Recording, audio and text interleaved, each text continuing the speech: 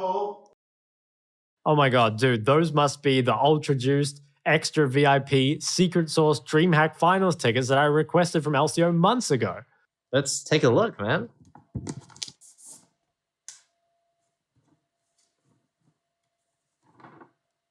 What is it? Hey everyone, and welcome back to episode 21 of the Matchfix. I'm Shock, the tourist of Twitter drama and presider of Peace's funeral, and I am joined by the man of content creation and constant celebration, Amalg. It's week 9 of the split. Only 1 week left to go, and we've got our top 5 teams locked into playoffs. Seeding still up in the air a little bit, but lots of banger games this week. And I know how much you love your monologues, but look, it's going to be an hour-long episode. So we're going back to the speed run. You got 1 minute. If you go over, you'll cringe. Pretty easy, right? I'll never cringe. Day 1, game 1, Chiefs versus PGG. Let's get to work. So starting off, Chiefs draft, pretty solid, good team fight comp. PGG draft, I actually like it. I think it's really good for them. Strong early game, lots of ganking. I think Ryze and GP should have been swapped in draft. Not really sure why we last pick Ryze into a team that Ryze isn't good at, and blind pick GP. I mean, GP's a fine blind, but I think Ryze would be better there. Anyway, I think I like the theory from PGG. You've got a lot of ganks up. You should be able to threaten this Nami and stuff a lot. But one thing I've learned over the years, theory doesn't really mean anything if the other guy just kills you. So top gets dived, bot gets solo killed, 350. What the fuck is this guy doing? There's a lot of early game shenanigans, and they just came out of the early game really far behind the team. 0-7 Alistair, skull emoji. And then 21 minutes, Chiefs did this really risky Baron. Somehow worked out. They got very lucky, but I think they were just 2 ahead. PGG really needed to get ahead. They didn't. 28 minutes. There was some really weird base inting. And yeah, I think that was pretty much it.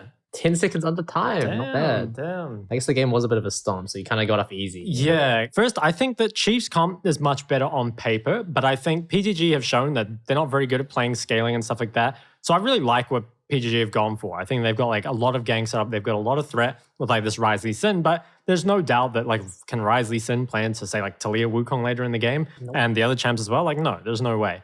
But they have the tools they need to get ahead. But I think to me, Ryze 5th pick is really weird because the strength of Ryze is that you can pick him at basically any point in the draft and still get priority. So I'm not too sure why they early picked GP and then got countered by Vlad because they even banned 2 tops. Like I think it was like Camille Aatrox or something. Can't quite remember, but they banned 2 tops and they still got a losing top matchup. Whereas they could have just, picked Ryze early and then last picked whatever top laner they want, whether there's GP or something else. And I think even if you end up with the same 5 champs, you should end up with a much better top matchup. And it always looks really weird when Ryze last pick is like picking into a comp that he's like very bad against. So yeah, I like their 5 champs. I just don't really like the order they picked them in. Yeah, watching that game was really painful as a support player. I felt like I just kept blinking, and every time I blinked, I'd open my eyes again and the rogue would be dead somehow.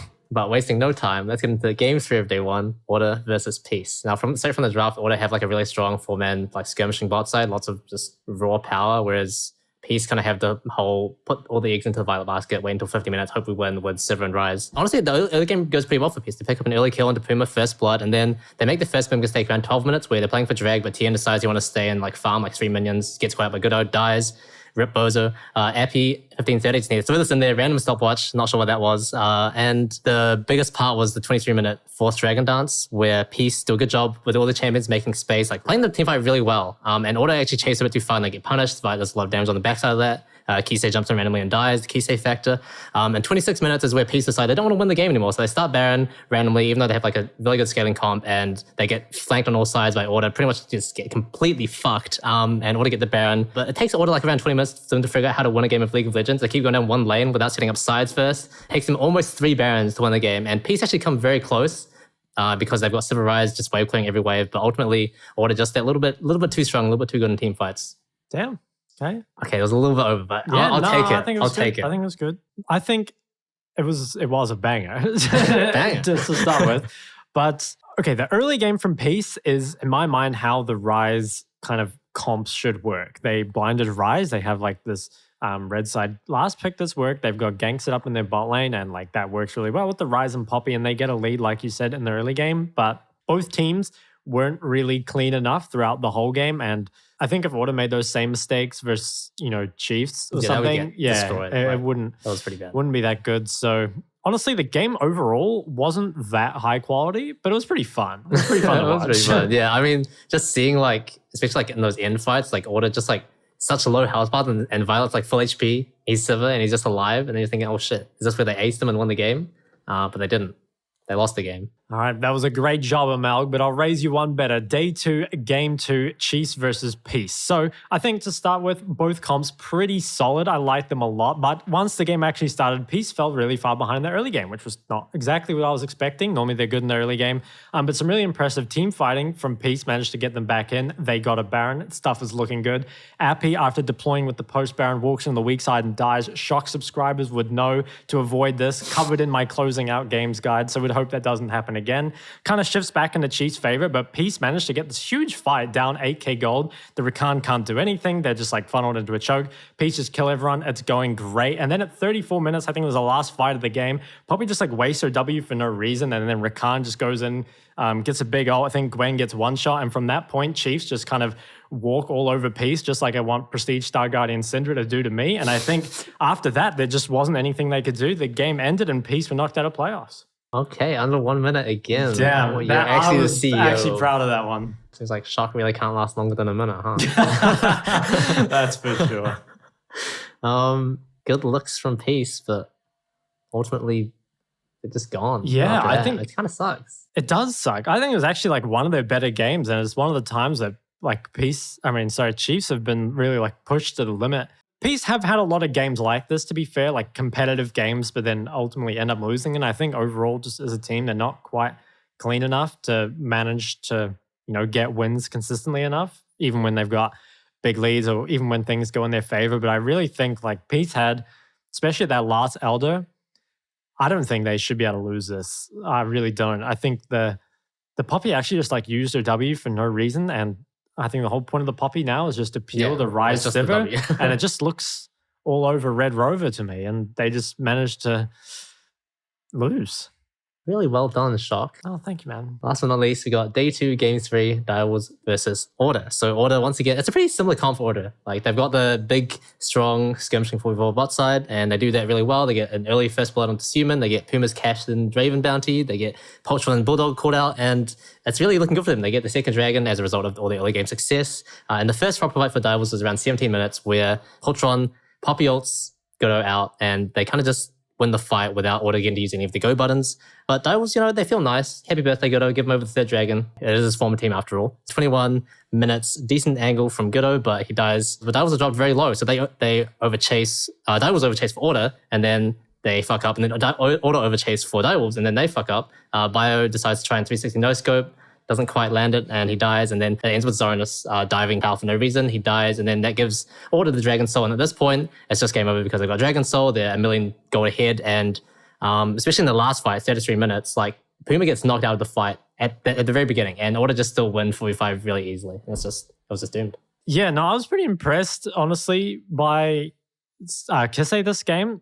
I think if your mid can first blind pick Silas, like, I think it works really well against Suman in particular, because I think maybe the only champ that Suman plays good against it is Kassadin, and I think Kassadin in current competitive meta isn't that great. So risky. Yeah, I'm a big fan of that, and like not only that, he's just like got a massive CS lead at all points in the game. He had like 190 CS at 16 minutes. That's definitely Chovy style, and I don't think the cast has said anything about it, but that's the kind of thing that like the mids are super happy about or super impressed by, and then like no one else in the world cares, But I care because it was very nice. And he even Flame Horizon, which is not easy to do on Silas. So I think Kaze, he did pretty well. There was a couple ints here and there, but that's just Kaze for you. Yeah. I think you're willing to accept that for him carrying the rest of the game. So yeah. Kaze, an absolute unit. Just a fridge. It's an absolute fridge.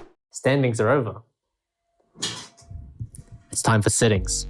Second to last week of the split saw our 5 playoff teams all locked in. Unfortunately, Peace, Mammoth, and Gravitas all officially out. And we've got Chiefs, we've got Order, we've got Direwolves, PGG, Kanga heading into playoffs. Everyone clap. Thank you. Chiefs still the undefeated and undisputed #1 seed. Was their win against Direwolves, Order looking like the top contender for that #2 seed, with an easy week ahead of them, Mammoth and Kanga. Direwolves and PGG both tied up for that third place spot, and they are facing off against each other in that final week. So we'll get more into that into the predictions. And last but not least, Kanga sitting in 5th, managing to secure that playoff spot. And it is honestly a very welcome sight. Yeah, I couldn't agree more. These were my favorite team. What? The LCO fiscal year is almost over, and with the bottom 3 teams dropping out, investors are clamoring over the top 5 remaining teams. Jumping straight into our winner for the week, we've got Order, who have clawed their way back from a pretty average mid-split to pretty much securing second seed for themselves. Big run from them. I'm an Order fan. Are you an Order fan? Look, I've always been an Order fan. Never doubted them. I think they've been in really good form at the moment, and maybe we're looking towards like a split one finals rematch with like Chiefs and Order in the finals. Still possible other teams can contest them, obviously, but it does look like Order are in the best form right now. I think especially their mid-jungle this week played like really, really well. So that's definitely a power duo and a place that they could maybe leverage against, you know, the other playoffs teams or even against the Chiefs. Yeah, it's honestly like really refreshing to see them like have scaled up over the split because they pretty much had to switch to like a completely different play style with Kevi out and Godo in. And it seems like it's really paid off. Next up is our loser, for whom their stocks have plummeted. And it's actually not a team this time, it's a collective. And it is going to be LCO supports because it felt like there was an abnormal amount of inting this week from a wide variety of LCO supports. And it was just, the bar was already not very high after Melg left, but I mean... Yeah, I don't know what it is about supports, man. Like, I think definitely it's the easiest role probably to die on in competitive. Like, you just always have to die for your team. You're always getting stuck in with the boys. But there's definitely a few of these supports that are getting a bit too stuck in with the boys and dying a few too many times. I also think, in general, we have quite a few inter supports. You know, like when I think about these players, like, name them. I remember, like back in 2019, Corporal was just like, every scrim on Tom Kench, like 0-10. So this is obviously a trend. Like me. Look, he's playing better now, right? He's grown over the years into a fine young man. But back then he was an intern. Every now and then his old personality resurfaces. But it's not just Corporal. Gunkrab did a lot of inting. Rogue, Alistair. A lot of inting. A lot of inting. Yeah. I think those are the big offenders this week. Yeah. Aladoric is still, all good. Thumbs up from the investors. But for the rest of them, they got to pick up their game, man. Lastly, we do have our question mark for the week, and it's going to be Direwolves, who feels like they had a different trajectory to Order where they kind of peaked, or not peaked, but they did quite well mid-split, and now they've slowly sort of dropped off because they did really well when they were second, right? But now they're sitting in third, tied with PGG, and they could potentially drop to fourth and maybe even fifth if Kanga does well in this final week. So, I think there was a lot of hype around them as they were sort of gaining confidence mid-split, but now they look a little bit less sure heading into playoffs. Yeah, I think Direwolves are in a kind of interesting spot because I think they are somewhat one-dimensional, and I don't even think that's like really a bad thing. Like I think many teams in the LCO, including Chiefs, are fairly one-dimensional, and if like you're really good at that, then no one can really stop you, even if they know exactly what's coming. I just wonder if Direwolves don't really have like the champion pools to back up kind of this sort of style. Like I always think of this because of Suman, just because he has like a lot of really similar champs. Like even though he plays many champs, they're all the exact same champ, And I think they do lack a bit of diversity there. But I think overall, like the players have still been playing pretty well. Like special shout out to the Armored Poltron, who has been kind of taken it to him most weeks. So I think Direwolves will most likely keep their third place spot. But I certainly hope they don't. Oh, yeah, you predicted them to drop out of top 3, right? Yeah, I know. I need my predictions to come true. My piece one's already well gone. Yeah, portfolio's not looking too hard, is it? Yeah. Week 9 of the LCO, much like our previous weeks, was very momentous. And this week even more so because there was some Twitter drama. So it started out after Chiefs beat PGG. Tally tweeted this thing of the Chiefs are overrated, which is from, I guess, like some LCO production. Yeah. Chiefs overrated. If there's any team that Chiefs are scared of, it's us. I hate the idea of Chiefs having an undefeated season. I hate it. I can't stand it. Rogue thinks Chiefs are overrated. Big words. I can't stand it. Chiefs weather it too nicely, and they'll get themselves a pretty straightforward victory in the end. It feels really good, especially after watching the pre-game video where people are calling us overrated, but I guess we're not. I didn't really feel like this was trash talk. I mean, I guess it's like light trash talk. But anyway, that's when stuff really started getting heated. So Western Way replied, CEO of waiting till after the match to trash talk, which, I mean, I kind of agree. But at the same time, it wasn't really trash talk and it was funny. Yeah. So I'm willing to give him a pass. And at this point in Melk, I'd just like to tell you a wee story. Because when I was coming to the Matchfix today, I ordered an Uber, and surprise, surprise, the first 3 digits or the first 3 letters were PGG on my Uber. Really? And you wouldn't believe this, he actually cancelled. He cancelled it. So I felt very let down, just as I feel very let down by PGG Western Way actually unfollowing me and many other people after we liked some of these response tweets. So I just wanted to call that out. I think it's quite petty behavior. It's a little bit cringe. Yeah, a bit cringe even on the Twitter sphere. But anyway, so he's just out here. He made a tweet. What did he say? He said, we didn't scrim Chiefs in split 1. Oh, sorry. Okay, I need to back up a bit. So Violet said, CEO of trolling your team by blacklisting Chiefs in split 1, instead of giving them the best possible practice and improving the region as a whole. Western Way, waste no time, hits back. We didn't scrim Chiefs in split 1 as we felt it gave more of a competitive advantage to them than to us. Okay, fair enough. Then he followed it up with, I'm here to do whatever I can to put our team in the best place to win, not to buddy up with my main competition. Last line, so far it looks like not scrimming was better for us.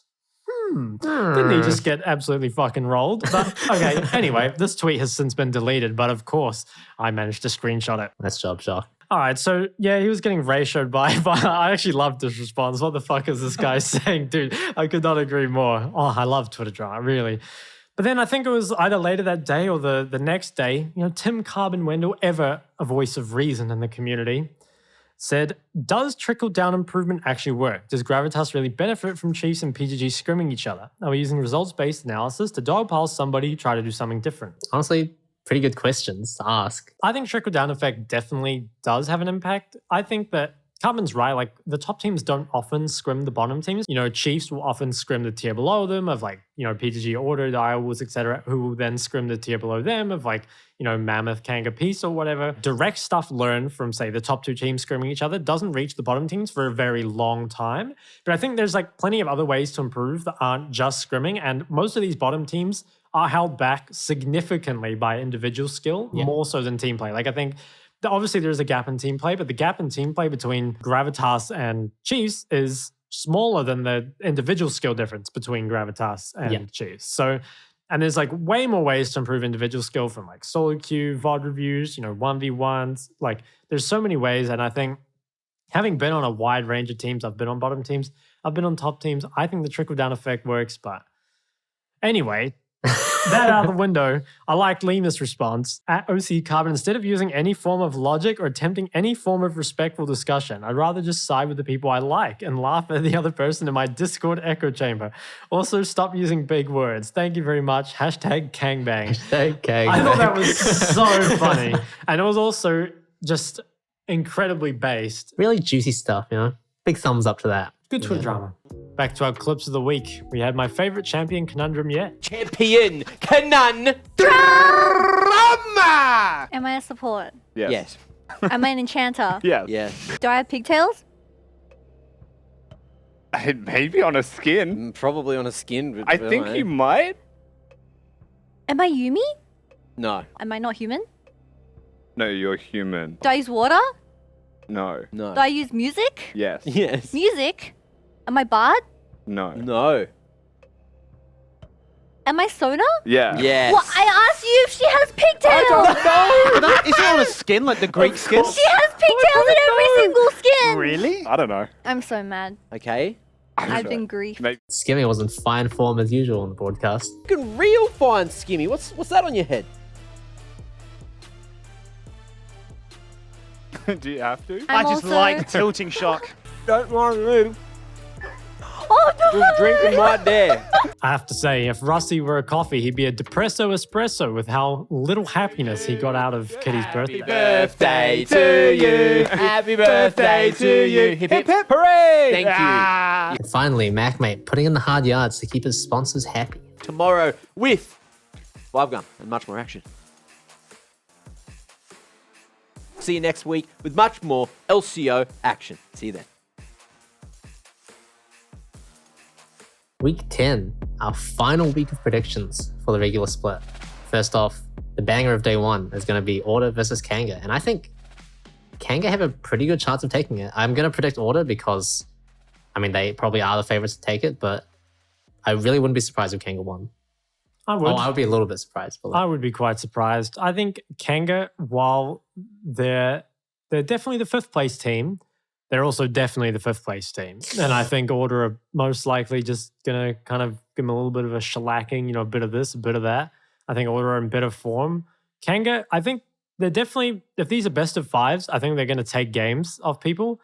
But I don't really see them winning in the long run. And I also think Order are just going to take them out. It's still so weird hearing you talk Order up. I feel like I'm in like a different dimension. You're asking me to choose between 2 evils. And Order just happen to be a little lesser, you know? Direwolves PGG, Day 2, Game 1. Now, I think this one is actually quite a bit closer. So, you know, I was saying before, earlier in the episode, that I think Direwolves will most likely remain 3rd. But I'm not sure if Direwolves are going to beat PGG. I think it is quite close. I'm not really sure who will win. I think that PGG, they definitely haven't really like found their footing quite as much, but I think their ceiling is higher than Direwolves. And I think Direwolves, on the other hand, like they've had some rough games, but I think they generally kind of know like what their identity is. Yep. Most likely they will keep playing towards it. So I'm honestly not really sure who to predict. I think I'm just going to predict PGG, but I'm not very confident in my prediction. That's hard. It feels like this is probably one of the closer matches to like being a 50-50. Like it's really hard to predict. And I've huffed a bit of copium, and I'm actually going to go with PGG as well. Okay. Yeah. I feel like my heart is saying Direwolves, but my brain is telling me PGG because, I don't know. I think they'll pick it back up. It's the last week of the split. PGG will just, you know, Balkan will figure out how to play jungle again, and he's just going to go like 20-0 and Lee Sin, go to Worlds or something. Speaking of going 20-0 and Lee Sin, we're going to go 21-0 on our Matchfix episodes. I'll catch you next time for your weekly fix.